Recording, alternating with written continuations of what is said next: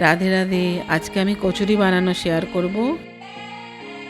এখানে নিয়েছি কলাইয়ের ডাল, তার সঙ্গে ছোলার ডাল ভেজানো আছে, আর আটা আর সুজি। এবার আমি আটাটা মাখবো। কেউ চাইলে ময়দাও ব্যবহার করতে পারে। এখানে আটার মধ্যে আমি নুন দিলাম, এটা একটু হালকা চিনি দিচ্ছি, আর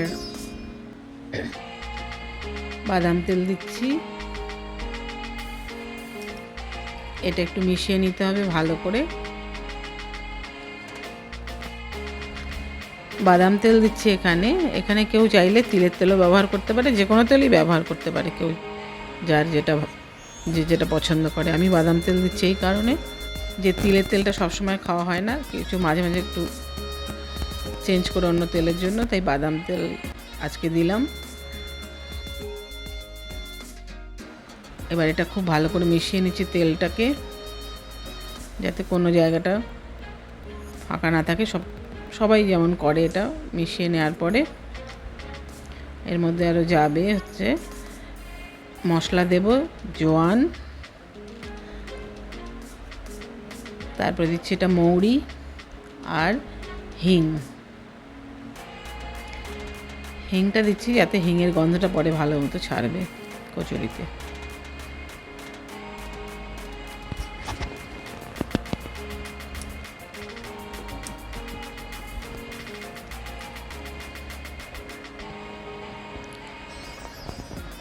এখানে গরম জল, একটু হালকা কুসুম কুসুম গরম জল এটা নিয়েছি।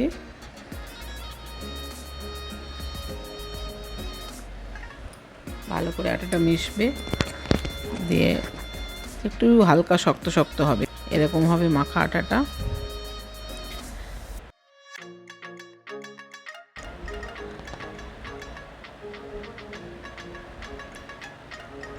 আর আমি যে ডালটা ভিজিয়ে রেখেছি সেটা মিক্সিতে পেস্ট করে নিয়েছি নুন দিয়ে। এর মধ্যে একটু ঝালের জন্য গোলমরিচের গুঁড়ো দেব।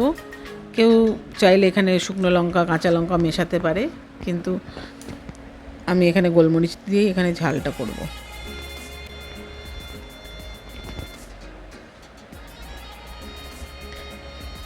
আর এখানে এবার ওই ডালের পেস্টটা একটু নাড়াচাড়া করে নিয়ে তৈরি করে নিতে হবে কচুরি পুরটার জন্য। আর ফ্লেমটা পুরো কমিয়ে এটা করতে হবে, এটা বাড়িয়ে দিলে এটা হবে না। কমিয়ে কমিয়ে আস্তে আস্তে 5 মিনিটের মধ্যে এটা হয়ে যাবে। কমিয়ে কমিয়ে করা হচ্ছে তো, এই জন্য একটু সময় লাগবে। যেই শুকিয়ে আসবে, এই যে আস্তে আস্তে শুকিয়ে যাচ্ছে এটা,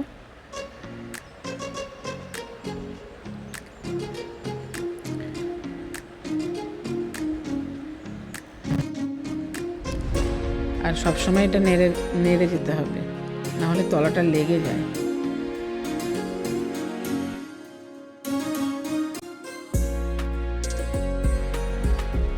এটা আমি পুরটা তৈরি করে নিলাম। আটাটা মাখা ঢাকা রয়েছে, ততক্ষণে সেটাও রেডি হয়ে গেছে। এবার আমি গোল গোল করে ভরে নেবো। যতটা আটা ততটাই ডালের পুর ভরবো, তাহলে একটু টেস্ট ভালো হবে। কড়াইয়ে তেল গরম করতে বসিয়ে দিয়েছি। সেই সময় আমি এবার এটা কচুরির পুরটা ভরবো। এরকম করে করে নিয়ে কেউ কচুরি পুর ভরতে পারে, বেলেও করতে পারে, কিন্তু ভেতরে যেন একটু হাওয়া না ঢোকে। এরকম আস্তে আস্তে আঙুল দিয়ে ঠেসে দিয়ে বন্ধ করে দিতে হবে।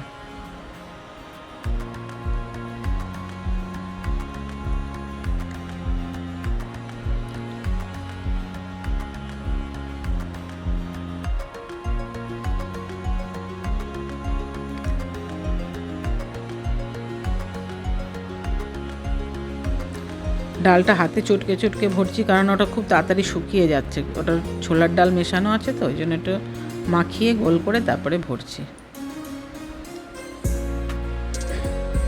যখন যখন ভাজবো তখন তখন এটা পুরটা ভরে ভাজতে হবে। অনেকক্ষণ করে রেখে দিলে ওটা খুব শুকনো হয়ে যায়, দলা দলা পেকে যাবে না হলে।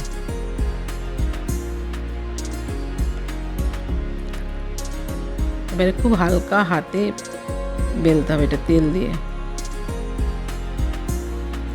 আর বেলাটা একটু থিকনেস একটু মোটা মতো হবে, খুব পাতলা বেলা হবে না, তা নাহলে কচুরি টেস্ট হবে না। আর তেলটা খুব গরম হয়ে গেল, এবার মিডিয়াম ফ্লেমে কচুরিটা আস্তে আস্তে ধীরে ধীরে উল্টে উল্টে ভাজতে হবে।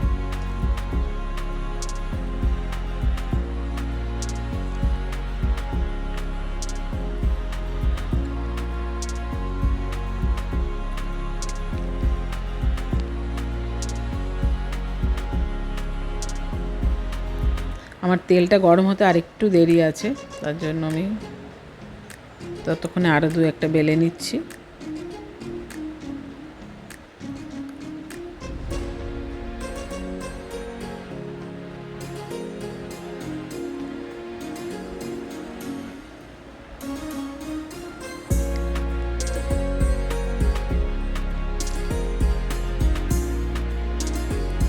তেল গরম হয়ে গেছে, এবার একটু কমিয়ে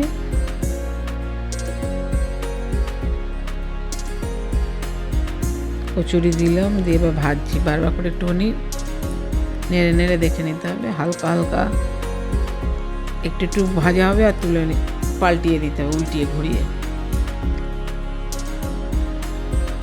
না হলে একদিক বেশি পুড়ে যাবে।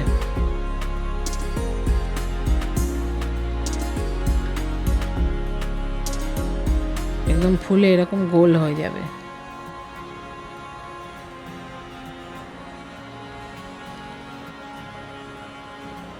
ভেতর অবধি যদি ভাজা পেতে চায় তাহলে এরকম ফ্লেমটা কমিয়ে কমিয়ে ভাজতে হবে।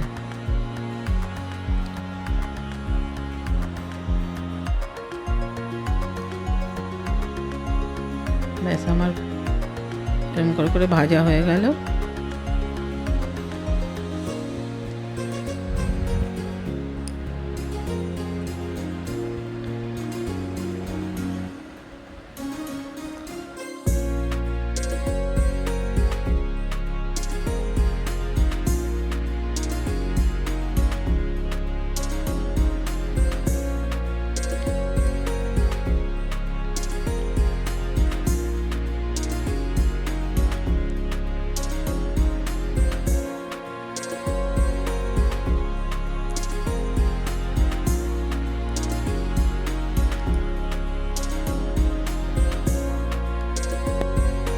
ব্যাস এখানে আমার কচুরি বানানো হয়ে গেল। এবারে কারো কোনো কিছু জিজ্ঞাসা থাকলে কমেন্টে জানিয়ে দিতে পারেন, খুশি হব সবাই এটা দেখলে এবং শেয়ার করলে। Thanks for watching. Radhe Radhe.